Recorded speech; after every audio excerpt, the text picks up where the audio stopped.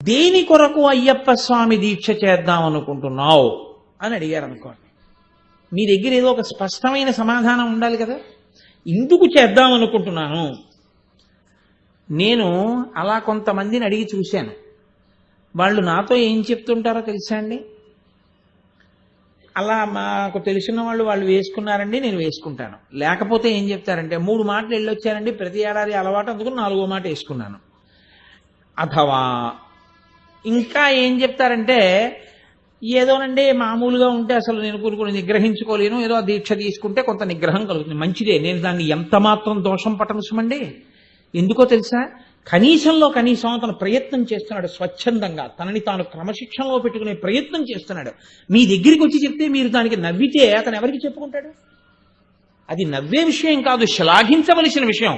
శహబాష్ నాన్న, ముందుకెళ్ళు, చక్కగా 40 రోజులు కాదు, తర్వాత కూడా నువ్వు ఇలాగే ఉండు అని మీరు ఆశీర్వచనం చేసి అతన్ని ఉత్సాహపరచాలి. అంతేకాని మనము వెర్రినవ్వు నవ్వి అందుకే వస్తున్నాం అంటే, వాడు ఎంత ఉదార హృదయుడై మీ దగ్గరికి వచ్చి చెప్పుకున్నాడు విశాల బుద్ధితో, దాన్ని మీరు గమనించవలసి ఉంటుంది. ఈ కారణాలతో దీక్ష తీసుకుంటున్నామని చెప్పేవాళ్లే తప్ప అయ్యప్ప స్వామి దీక్ష తీసుకోవడానికి ఇది కారణం, ఈ కారణానికి నేను తీసుకుంటున్నాను. లేకపోతే అనేకమైన దేవతా స్వరూపాలు ఉన్నాయి, అవన్నీ వదిలిపెట్టి అయ్యప్ప స్వామి ఎందుకు నీకు అని నేను అడిగాను అనుకోండి, స్పష్టమైన సమాధానం చెప్పు నాకు. అయ్యప్ప స్వామే కావాలి అని నీ మనసు ఎందుకు అనురక్తిని పొందుతోంది, ఎందుకు దీక్ష చేస్తున్నావు అని నేను అడిగాను అనుకోండి. ఏం ఒకసారి చేస్తే నువ్వు అందుకోలేకపోయావా ప్రయోజనాన్ని? అన్ని మార్లు చేస్తే నీకు కొత్తగా ఏ ప్రయోజనం వస్తోంది? 18 అంకె 10 రెట్టాంబడి ఇవన్నీ నాకు చెప్పకండి. ఏదో 18 మెట్లు ఎక్కాలండి, అవన్నీ జాగ్రత్తగా దీక్షలు చేసిన వాళ్ళకి. 10 నెట్టాంబడి లోపల మనసుకి సంస్కారం వచ్చిన తర్వాత చేసే పని అది కాదు. ఒకసారి చేసి తృప్తి పొందక 2వ మాట నువ్వు అందులో ప్రవేశించడానికి స్పష్టమైన కారణమేమి నువ్వు చెప్పగలవా? అది ముందు నీకు లోపల రావలసిన ప్రశ్న.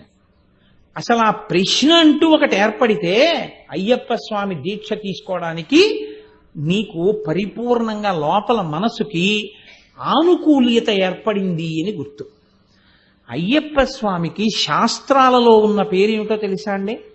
ఆర్యన్ ఆయన పేరు.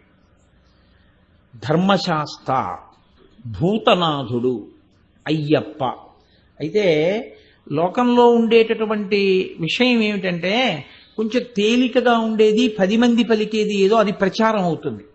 అసలు యథార్థమునకు మీరు జాగ్రత్తగా పురాణాల లోతులను పరిశీలనం చేస్తే, స్కాందాది పురాణములను, ఆయన పేరు ఆర్యన్. ఆ పేరున్నవాడు ఇంకొకడు లేడు. ఆర్యన్ అన్న పేరు ఎవరిదో తెలుసా అండి? కేవలము ఒక్క అయ్యప్ప స్వామిదే. ఆర్య అంటే పూజింపదగినది, పూజింపదగినవాడు, పెద్దవాడు, గౌరవనీయుడు. ఆర్య అన్న పేరుతో సంబోధింపబడేది ఒక్క పరాశక్తి. ఇక ఆర్యాశతకము, ఆర్యా మహాదేవియున్నను రక్షింప నిరుంగునో ఎరగదో నా భాగ్యం ఎట్లున్నదో అంటారు పోతన గారు భాగవతంలో. ఆర్యా మహాదేవి అన్న పేరు కేవలం అమ్మవారికి చెందినది.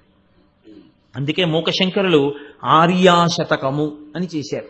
ఎవరైనా పెద్దవారిని ఉద్దేశించి మనం ఏమైనా ఉత్తరం రాస్తే ఆర్యా అని సంబోధించి వ్రాస్తాం. కాబట్టి ఈ ఆర్య అనబడేటటువంటి సంబోధన ఏది ఉందో అది పెద్దరికాన్ని సూచిస్తుంది, పూజనీయతని సూచిస్తుంది. కాబట్టి ఈ పూజనీయతను పెద్దరికాన్ని సూచించేటటువంటి ఆర్య శబ్దం అయ్యప్ప స్వామి యందు ప్రయోగించారు. అయ్యప్ప స్వామి యందే ప్రయోగించడంలో ఉన్న గొప్పతనం ఏమిటో తెలుసా అండి? మళ్ళీ శివ పాదాది కేశాది పర్యంత స్తోత్రం అని శంకర భగవత్పాదులు చేశారు. శివుడికి 3 కుమారులు అని చెప్తాయి పురాణాలు. పెద్దవాడు గజాననుడు వినాయకుడు, కట్టకడపటివాడు సుబ్రహ్మణ్యుడు, మధ్యలో వాడు అయ్యప్ప. ఇందులో మీరు కొంచెం జాగ్రత్తగా పరిశీలించండి. పెద్ద ఆయన్ని పిళ్ళయార్ అంటారు, లేకపోతే అగ్రజ, ముందు పుట్టినటువంటి వాడు. గజానన, సుముఖస్యైకదంతస్య కపిలో గజకర్ణకః లంబోదరస్య వికటో విఘ్నరాజో గణాధిపః ధూమకేతుర్గణాధ్యక్ష పాలచంద్రో గజాననః వక్రతుండ శూర్పకర్ణో హేరంబ స్కందపూర్వజః స్కందుడికి ముందు పుట్టినవాడు. అయ్యప్ప కన్నా అన్న శబ్దం అక్కడ వేరు. షోడశైతాని నామాని ఎప్పటేచ్చుణ్యాదపి విద్యారంభే వివాహే చ ప్రవేశే నిర్గమే తథా సంగ్రామే సర్వకార్యేషు విఘ్నస్తస్య నజాయతే. కానీ ఆయనకి గజాననుడు అని పేరు, లేదా పరమశివుని యొక్క కుమారులలో పెద్దవాడు అని పేరు. పరమశివుని యొక్క కొడుకు అన్న సంబోధన కుమరన్, కుమారా అన్న శబ్దం ఒక్క సుబ్రహ్మణ్యుడు. ఈ ఇద్దరికీ లేనిది శివుడి యొక్క కుమారులలో ఆర్యన్ ఒక్క అయ్యప్ప స్వామికి. ఆర్యన్ అంటే పూజింపదగినవాడు. ఎందుకని ఆయన పూజింపదగినవాడయ్యాడో తెలుసా అండి? స్కాందం చాలా ఆశ్చర్యకరమైన విషయాన్ని చెప్తుంది. శబరిమలై, మలై అంటే పర్వతం. పర్వతం అంటే పర్వతం అంతా అయ్యప్ప స్వామి గుడి కాదు, పర్వతం చాలా పెద్దది. శబరిమలై, శబరి గిరి మీద అయ్యప్ప స్వామి వారి యొక్క గుడి ఉండేటటువంటి ప్రత్యేకమైన ఆ ప్రదేశాన్ని ఆర్యకావు అని పిలుస్తారు.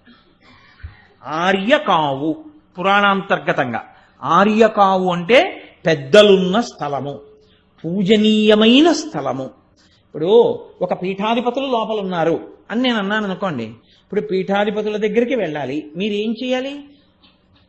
ఎలా పడితే అలా వెళ్ళడానికి వీల్లేదు. మీరు వెంటనే మీరు పెట్టుకు రాకపోతే పెట్టుకోమని బయట విభూతి బొట్టు పెడతారు.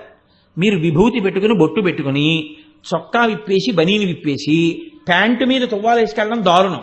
న్యాయానికి పంచ కట్టుకుని ఉత్తరీయం తీసి నడువుకి కట్టుకుని పీఠాధిపతి దర్శనానికి వెళ్ళాలి. నేను చెప్పేది శంకరాచార్యుల వారి చేత ప్రతిష్ఠింపబడిన పీఠాలు, పెద్ద పెద్ద పీఠాల గురించి నేను మాట్లాడుతున్నాను. శృంగేరి, పూరి, కామకోటి ఇలాంటివి. అటువంటి మహాపురుషులైనటువంటి పీఠాధిపతుల దర్శనానికి వెడితే అలా పెడతారు. అంతేగాని చొక్కాలతోటి బనీలతోటి లోపలికి వెళ్ళరు, రానివ్వరు కూడా. పెద్దలున్నారు, దర్శనమునకు ఒక నియమ నిబంధనలు ఉంటాయి, అలాగే వెళ్ళవలసి ఉంటుంది, ఇంకొకలా వెళ్ళడం కుదరదు.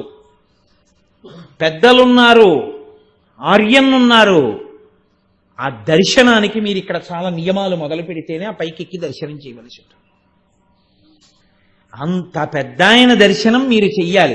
అత్యంత చిన్నపిల్లవాడిగా వచ్చి అంత్యంత పెద్ద ఆయనగా కూర్చున్నవాడు అయ్యప్ప స్వామి. ఎందుకంటే ఆయన పెళ్లి చేసుకున్నట్టు గృహస్థాశ్రమంలోకి వెళ్ళినట్టు ఆయన శాస్త్రంలో లేదు. బ్రహ్మచారిగానే ఉండిపోయాడు అంతే. రాజుగారు ఆయనకి పెళ్లి చేయలేదు. వెంకటేశ్వర స్వామి వారిలో ఆయన యథార్థంగా భూమి మీద తిరిగారు. కానీ ఆయన చుట్టూ ఆ యోగబంధం కట్టుకుని చిన్ముద్ర పట్టి కూర్చున్నారు. పెద్దరికం దేనివల్ల ఇస్తారు? వయసు చేత ఇవ్వరు. పెద్దరికం దేనివల్ల ఇస్తారంటే జ్ఞానము వలన ఇస్తారు. తాతగారు ఉండొచ్చు, తండ్రి గారు ఉండొచ్చు, పెదనాన్నగారు ఉండొచ్చు, బాబాయ్ గారు ఉండొచ్చు. ఓ 18 ఏళ్ల పిల్లాడు బ్రహ్మజ్ఞాని సభలోకి రావచ్చు. ఇప్పుడు ముందు తాత వెయ్యాలా, తండ్రి వెయ్యాలా, తల్లి వెయ్యాలా, ఎవరు వెయ్యాలి అక్షతలంటే బ్రహ్మజ్ఞాని వేస్తాడు. వయస్సుని బట్టి కాదు నమస్కారం, జ్ఞానాన్ని బట్టి నమస్కారం. జ్ఞానమున్నవాడికి ముందు నమస్కారం ఉంటుంది. కాబట్టి ఇప్పుడు ఆయన పెద్దరికం ఎక్కడిది? ఆయన పెద్దరికం ఆయన పరబ్రహ్మమును గుర్తెరిగినవాడు. గుర్తెరిగినవాడు కాదు, ఆయన పరబ్రహ్మమై కూర్చున్నవాడు. అందుకే తత్వమసి మహావాక్యమునకు రూపకల్పనయే ఆర్యన్. అందుకే ఆయన పైన తత్వమసి అని రాసున్నాడు. తత్ త్వం అసి, అది నీవై ఉన్నావు. నేను దీక్ష పట్టొచ్చాననుకుంటున్న నువ్వు నా దర్శనానికి వచ్చానని నువ్వు అంటున్నావే, ఈ నేను రెండు కాదు ఒక్కటే. ఇది తత్వమసి. ఈ స్థాయికి నువ్వు ఎదిగి వచ్చేస్తే, ఆ స్థితికి వెళ్ళిపోతే పూర్ణాహుతి తీసుకెళ్లి కొబ్బరికాయ అగ్నిహోత్రంలో పారేస్తున్నావు. కాబట్టి నువ్వే అయ్యప్పవయ్యావు, నువ్వే పరబ్రహ్మమయ్యావు. ఈ స్థాయి వరకు తీసుకెళ్లగలరు ఆయన. కాబట్టి ఆయన ఆర్యన్, పెద్ద ఆయన కూర్చున్నటువంటి స్థానం అది. వయస్సు చేత కాదు, ఆయన యొక్క పరబ్రహ్మశక్తి చేత. అటువంటి